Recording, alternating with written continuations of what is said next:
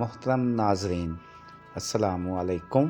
اپنے موضوع کی طرف بڑھنے سے پہلے ہمارے چینل سیاحت مستقیم کو سبسکرائب کر لیں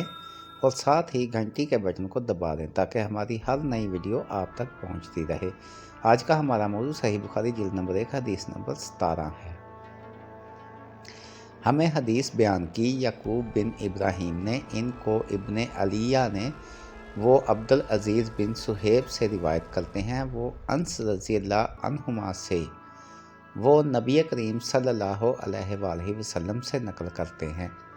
اور ہم کو آدم بن ابی ایاس نے حدیث بیان کی، ان کو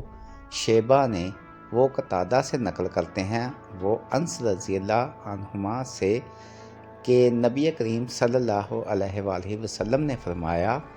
تم میں سے کوئی شخص ایماندار نہ ہوگا جب تک اس کے والد اور اس کی اولاد اور تمام لوگوں سے زیادہ اس کے دل میں میری محبت نہ ہو جائے۔